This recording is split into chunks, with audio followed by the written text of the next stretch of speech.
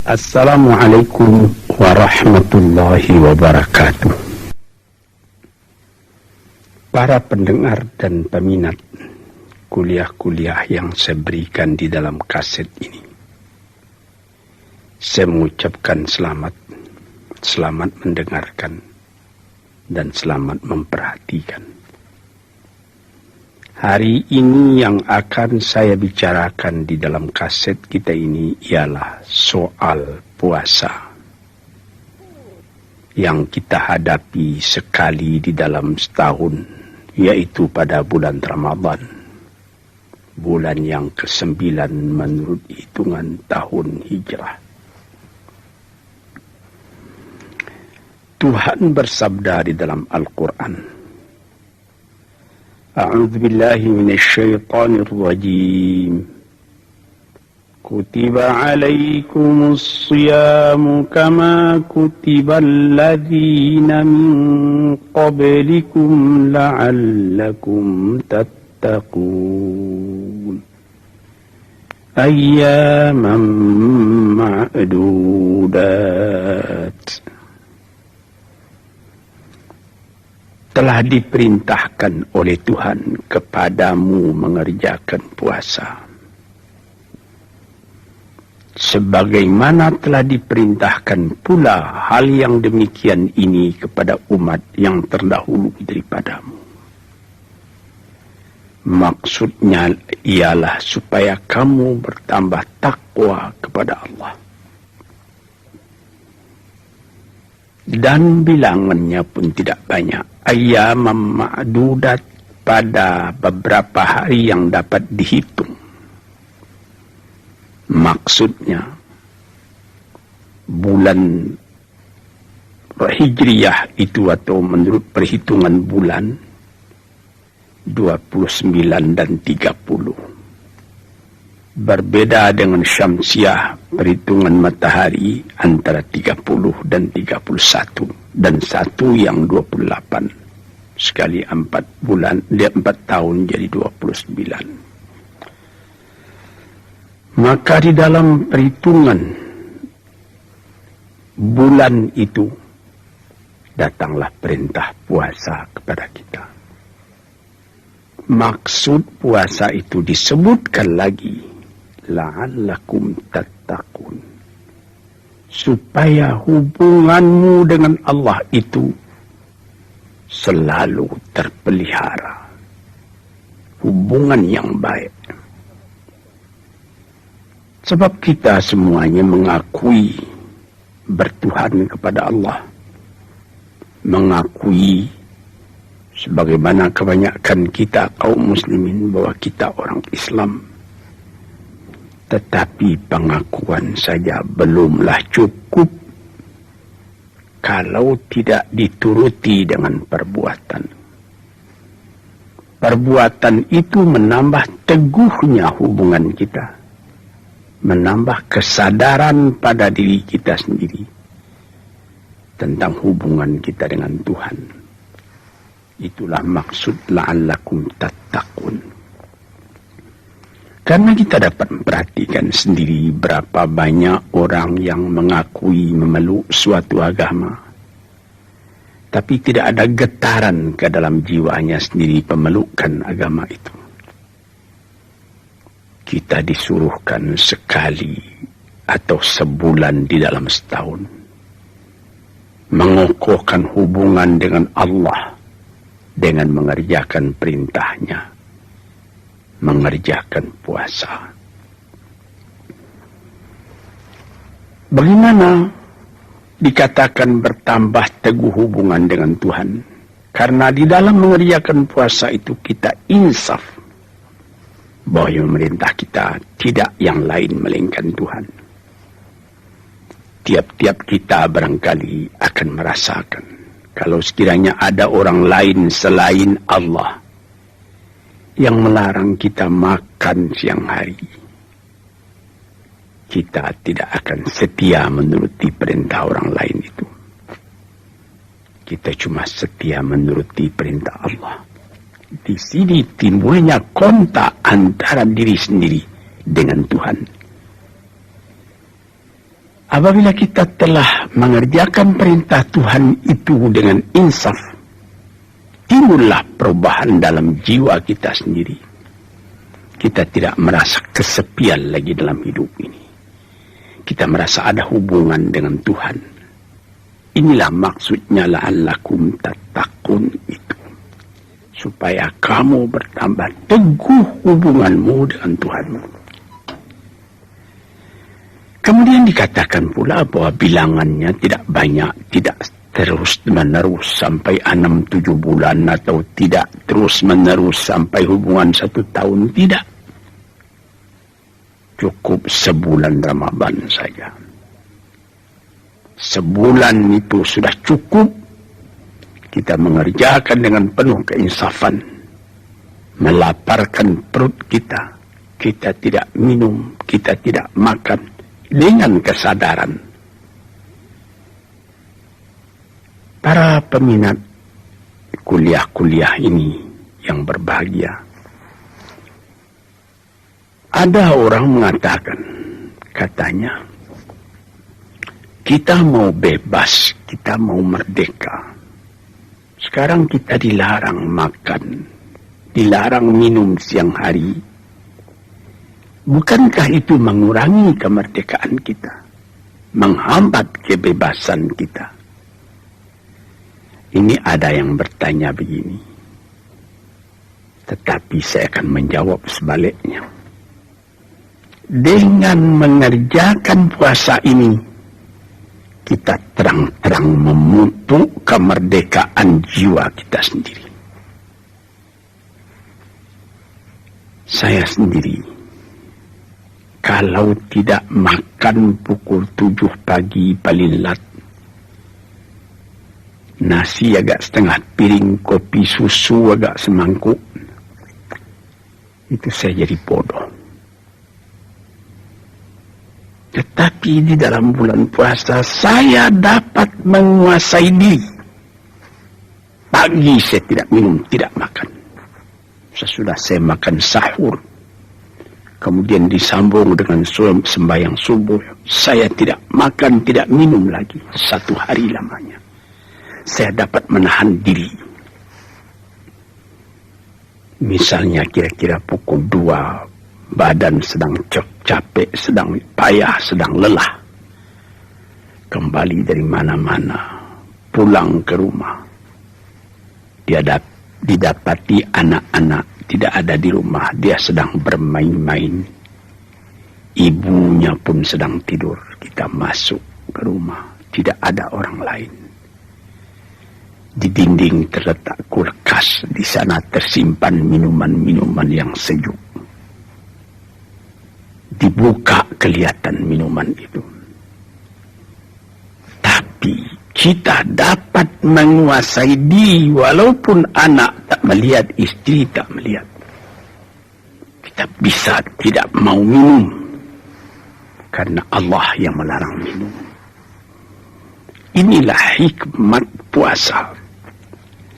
Pendidikan disiplin kepada diri sendiri. Apabila orang sebagaimana dikatakan oleh orang Arab, man lam yastati' qiyadata nafsihi lan yastati'a qiyadata ghairihi. Orang yang tidak ada kesanggupan mengatur dirinya sendiri, jangan harap dia dapat mengatur orang lain. Jadi didikan puasa itu adalah didikan yang disebut dalam kata-kata modern sekarang ini introspeksi. Mengatur diri kita sendiri, menguasainya, sehingga hawa nafsu kita tidak dapat mempengaruhi kita. Jiwa yang seperti ini dididik sekurang-kurangnya sebulan di dalam 1 tahun. Maka terasalah ke dalam diri sendiri, diri kita hidup, diri kita berdisiplin, kita berhubungan dengan Allah. Apatah lagi di dalam bulan puasa itu dianjurkan lagi kita memperbanyak ibadat kepada Tuhan. Memperbanyak membaca Al-Quran. Memperbanyak zikir. Ingat kepada Allah. Cara negatif kita tidak bercakap. Cara positif kita membaca Al-Quran. Cara negatif terlarang kita bergaul dengan orang lain kalau tidak berfaedah. Tapi cara positifnya kita dianjurkan bergaul dengan orang lain di dalam membaca Al-Quran. Demikianlah terus sebulan lamanya. Tentu saja akan besar pengaruhnya kepada diri kita sendiri. Keadaan yang demikian itu. Apatah lagi sesudah kita berbuka puasa, kita bersiap lagi buat datang ke masjid melakukan sembahyang tarawih dengan berjamaah. Sebulan lamanya. Kita mengalami bahwa orang-orang yang mencukupkan puasanya dengan tarawih, dia berkumpul ke dalam masjid beramai-ramai, besar kecil tua muda. Gembira masjid pada waktu itu. Sembahyang tarawih itu juga tidak lama. Ada yang secara pendek saja sederhana. 11 rakaat ditambah dengan witir. Atau paling banyak 21 atau 23 rakaat dengan witir. Habis itu kita pulang kembali. Sebelum tidur kita membaca Al-Quran.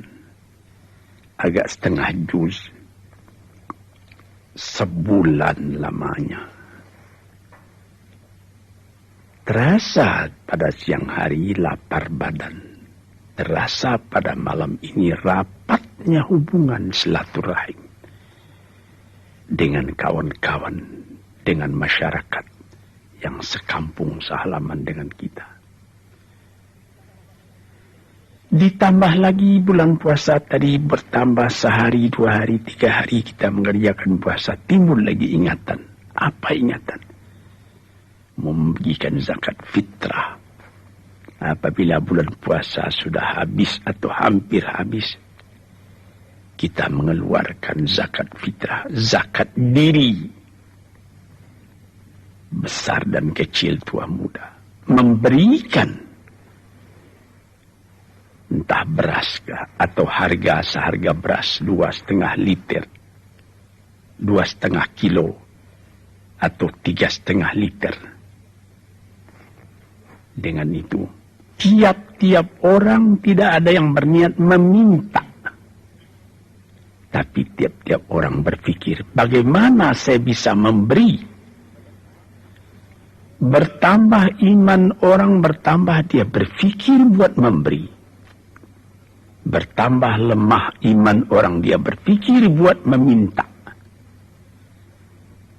Sedang di dalam perkataan dari Nabi sendiri dikatakan, Yadul ulya khairum min yadis sufla. Tangan yang di atas, yaitu yang memberi, lebih baik daripada tangan yang meminta, yang menadah di bawah.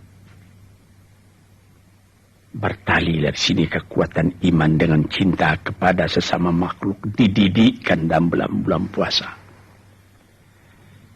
Menyelenggarakan perkataan dari Nabi kita sallallahu alaihi wasallam, la yu'minu ahadukum hatta yuhibba li akhihi ma yuhibbu li nafsihi. Belum berarti iman seseorang kamu sebelum dia mencintai saudaranya sebagaimana mencintai diri sendiri. Kita didiklah kepada diri tadi. Misalnya di waktu berbuka puasa. 2, 3, 4, 5 perbukaan yang terletak di hadapan kita. Sambal-sambal macam-macam. Kita makan bersama dengan gembira. Tapi kita juga mengingat ada orang lain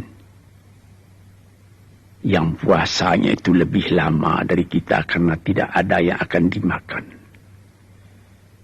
Orang puasa 1 hari, dia kadang-kadang 2 hari tidak makan.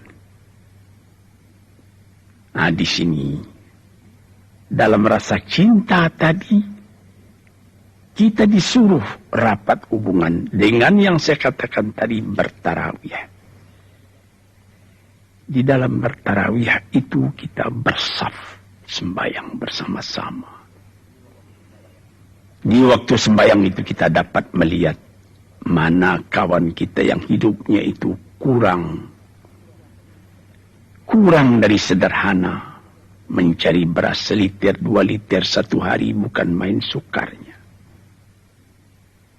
Ini nanti yang kita pikirkan bagaimana supaya mensedekahi dia. Dan kalau datang nanti penghabisan puasa, bagaimana supaya dia dapat diberi fitrah. Sehingga meratalah tiap tahun sekali dipraktekkan, dikonkretkan keadilan sosial yang merata itu dalam masyarakat kita kaum muslim. Ini salah satu hikmat yang terkandung di dalam mengerjakan puasa itu. Apabila kita hidup kenyang saja terus, pikiran itu pun sudah lebih banyak terhadap kepada kebendaan. Bagaimana keuntungan bisa dapat.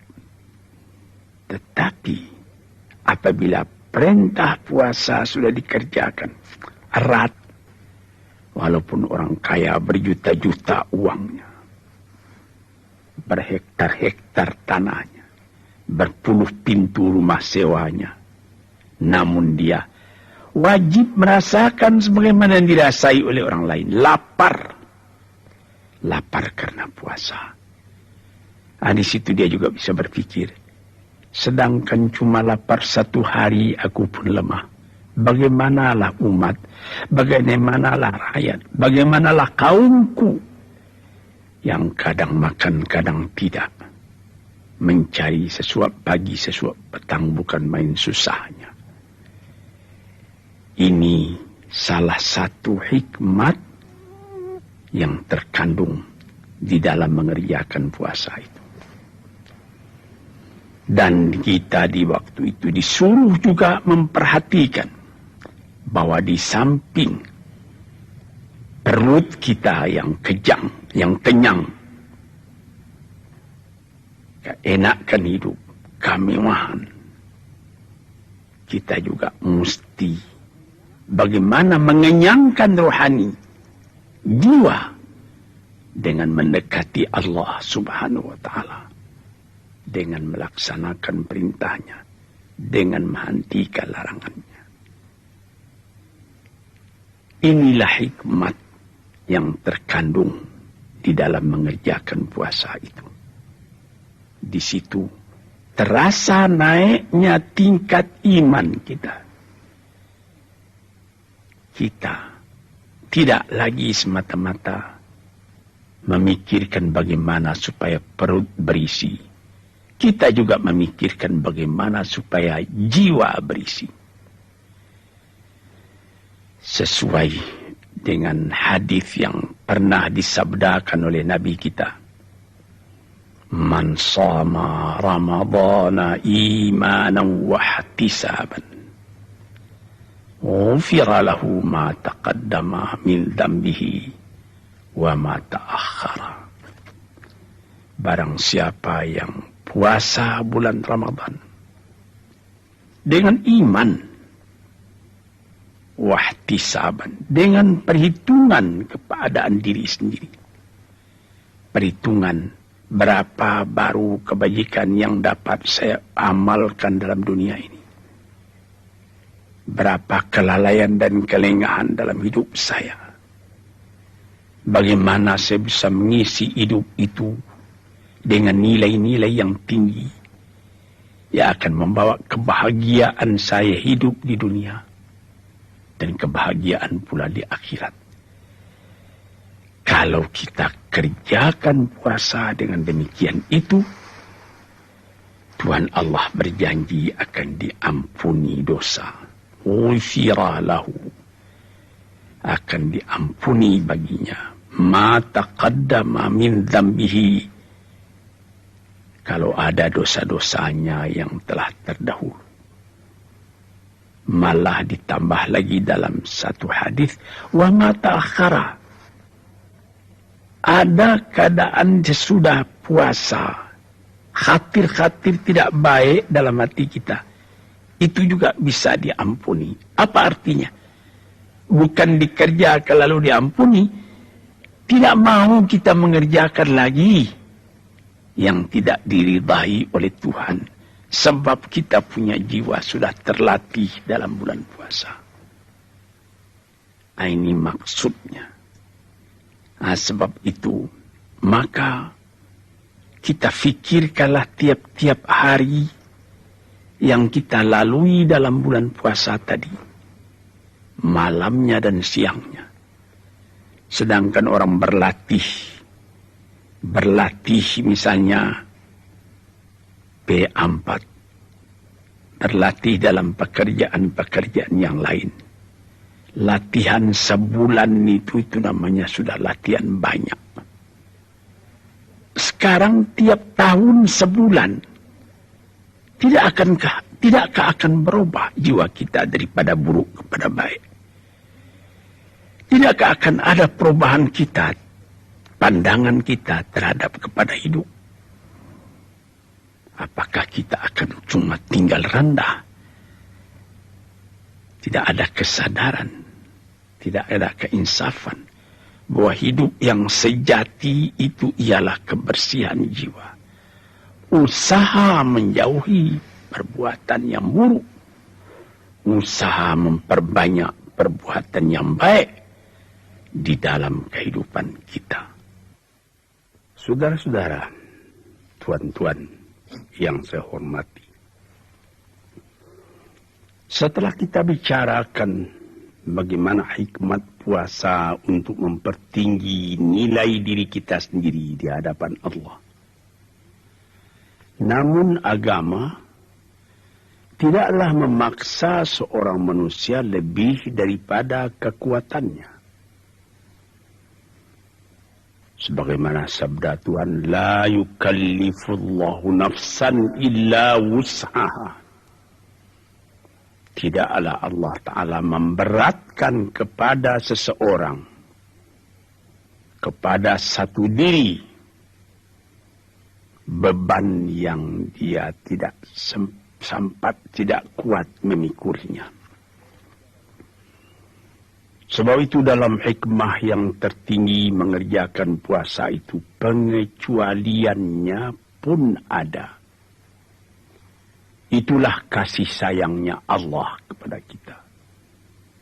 Baik mengerjakan puasa, atau mengerjakan sembahyang, atau mengerjakan haji.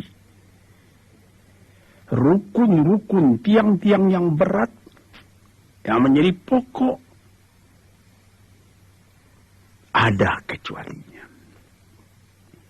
Misalnya kita disuruh sembahyang berdiri. Kalau kita tidak kuat berdiri karena kita sakit, kita diizinkan duduk, tidak dipaksa juga berdiri. Dan kalau penyakit payah sehingga duduk pun tidak bisa, kita disuruh, boleh kita tidur terus. Asal apabila sembahyang waktunya datang, kita tetap mengerjakan sembahyang itu.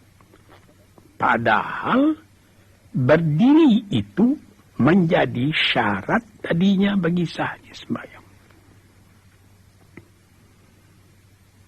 Kita mesti berwudu, tidak berwudu tidak sah sembahyang.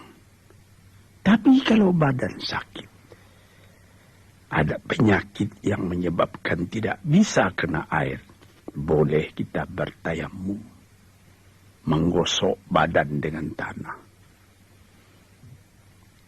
Kita diwajibkan sekurang-kurangnya seumur hidup agak sekali pergi ke Mekah wajib ke Mekah.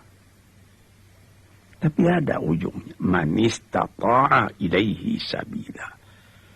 Orang yang telah kuat dia buat pergi ke sana. Membayar kapal terbang misalnya. Atau semasa kapal api, kapal laut. Naik kapal dengan aman. Kalau belum ada ongkos, belum wajib. Itu keringanannya. Sama sekali perintah Tuhan. Ada syarat rukunnya yang mutlak, tetapi ada pengecualian. Begitu juga puasa ini. Tadi saya terangkan, la'allakum tattaqun, supaya kamu bertambah teguh hubunganmu dengan Allah. Tapi diberikan terang juga. فَإِن كُنْتُمْ مَرِيضًا أَوْ عَلَى سَفَرٍ فَعِدَّةٌ مِّنْ أَيَّامٍ أُخَرَ. Kalau kamu sakit atau kamu di dalam perjalanan, boleh kamu hitung saya di hari yang lain. Tak usah kamu puasa ketika sakit itu. Tak usah kamu puasa ketika dalam perjalanan itu. Ganti saja di hari yang lain nanti. Lalu di ujung ayat ini katakannya, yuridullahu bikumul yusra wa la yuridu bikumul usra. Allah Ta'ala mau kamu itu yang mudah. Kalau secara orang sekarangnya, yang rileks, yang fleksibel, tak usah memberati. Tapi orang yang kuat, dia punya iman, tidak sampai hati pula dia buat meninggalkan. Nah, disinilah kasih Allah dan cinta kita manusia. Saya ingat, tuan-tuan yang terhormat, ayah saya sendiri. Beliau terkenal seorang alim besar, seorang ulama, seorang sufi. Kawan saya, Dr. Ali Akbar, yang mengobat beliau waktu itu, memberikan advice kepadanya. Abuya ini tidak usah puasa lagi. Dalam Al-Quran pun sudah boleh Buya melepaskan puasa. Buya sudah tidak kuat lagi. Beliau diam saja. Dan beliau terus puasa. Sehabis puasa, dokter datang ke rumahnya. Melihat beliau. Beliau kelihatan gembira. Apa katanya? Ali Akbar, Buya masih puasa lagi. Ya kan sudah boleh Buya lepaskan. Benar. Tetapi Ali Akbar katanya, sedangkan puasa-puasa yang sunat tidak sanggup Buya mengerjakan sepenuhnya. Sekarang yang wajib itu pula akan Buya tinggalkan. Tidak sampai hati Buya katanya. Di sini kelapangan yang diberikan Allah dan kecintaan manusia mengerjakan sepenuhnya. Ini adalah ilmu tasawuf yang dalam hal ini. Keuzuran atau dispensasi yang diberikan oleh Allah di dalam ibadat itu, sebagaimana disebutkan tadi, sakit atau di dalam perjalanan. Perjalanan itu pun ada pembicaraan ahli fikih sekian banyaknya. Ada yang sekian marhalah, ada yang 2 hari perjalanan, ada yang mengerjakan mengatakan 3 kali perjalanan pos kalau dengan kuda yang kencang dan lain-lain sebagainya. Tetapi ada ulama yang mengatakan tidak ada itu hadnya. Wala yuhaddadu haddas safar. Tidak ditentukan berapa hadnya safar itu. Apabila kita sudah merasa bahwa ini sudah nama berjalan, musafir, sudah boleh dilepaskan. Ada perjalanan misalnya kalau dulu dari Jakarta pergi ke Singapura. 2 malam 1 hari kita berangkat dari Jakarta pukul 5 petang. Dan pada hari Senin misalnya, pagi-pagi hari Arba'ah, kita sampai di Singapura. Tapi sekarang, dari Jakarta ke Singapura, cuma 1 jam, 20 menit. Alangkah dekatnya. Anda ada pembicaraan itu, bagaimana dulu kapal terbang, sekarang kapal api, tidak ada. Tidak ada, cuma hatnya ialah iman kita.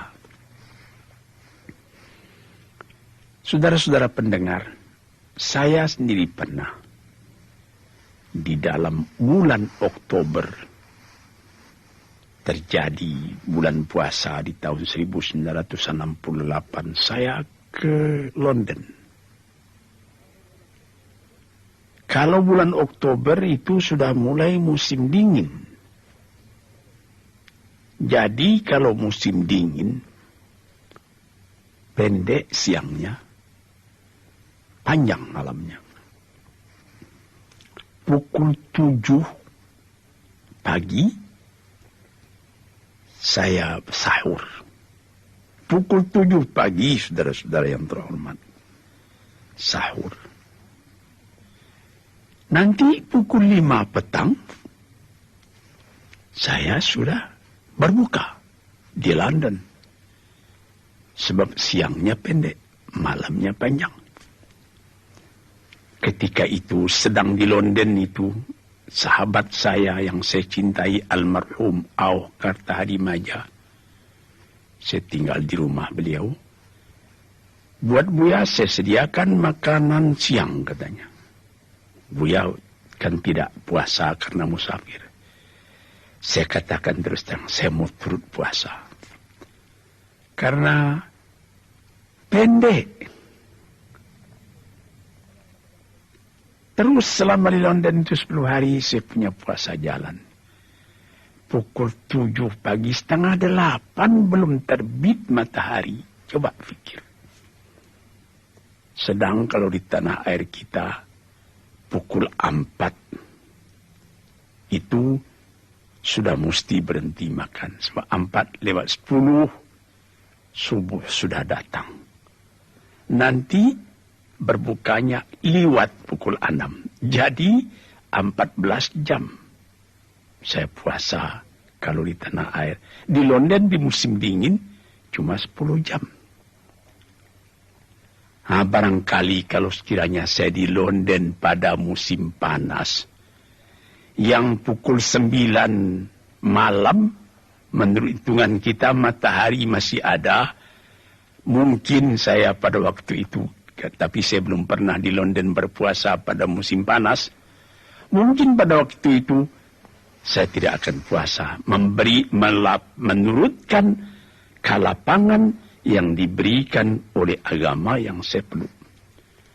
Sebab kita pukul 4 pagi sudah mesti berhenti makan. Itu matahari sebentar lagi sudah terbit, fajar sudah menyingsing.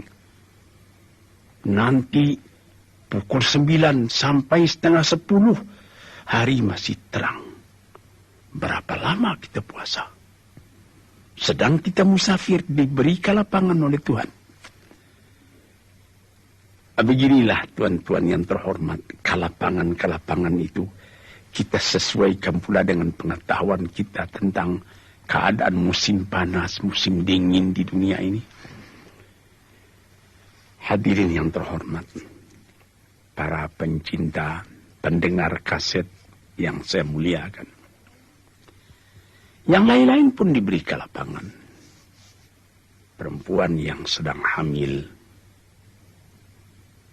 berat hamilnya, kalau sekiranya dia tidak makan, akan lemah anak yang dalam kandungannya. Boleh dia ganti saja dengan fidyah. Menurut keterangan Ibnu Abbas, fidyah saja. Ada juga yang mengatakan fidyah Kalau sekiranya dia merasa akan melemahkan kepada dirinya, hendaklah dia qada. Tapi kalau dia memikirkan anak yang dalam perut, hendaklah dia fidyah dan lain-lain sebagainya. Tapi yang umum mengatakan fidyah. Demikian juga orang tua. Orang tua yang umurnya sudah hampir 80 tahun, sedangkan di umur 70 tahun sudah dinamai asirullah. Artinya dia masih ditahan oleh Tuhan di dunia ini. Ada yang sanggup dia puasa.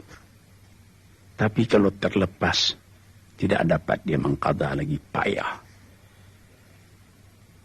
Orang tua begitu pun sudah dibolehkan. Ganti saja yang ketinggalan itu. Begitu berat puasa, tapi boleh diganti. Dengan mood. Dengan sekedar sekali pertanakan beras. Sudah boleh diganti. Di sini kita melihat. Di dalam peraturan yang keras. Allah Ta'ala ada mempunyai dispensasi. Kepengecualian. Inilah yang disebut. Yang bisa ditafsirkan dalam ayat sendiri. Innallaha azizun hakim. Allah itu adalah sangat streng, disipliner, perkasa sebagai aturan militer. Hakim, tapi dia juga bijaksana. Jadi kalau kita tafsirkan secara populer sekarang, Allah itu memerintah secara sipil, secara militer. Keras peraturan, tapi dispensasi ada.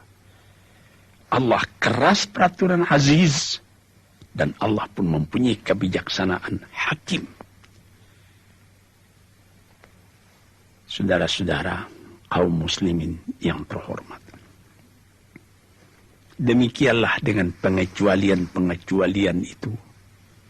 Orang sakit, orang musafir, orang tua atau penyakit berlarut-larut entah bila akan sembuh.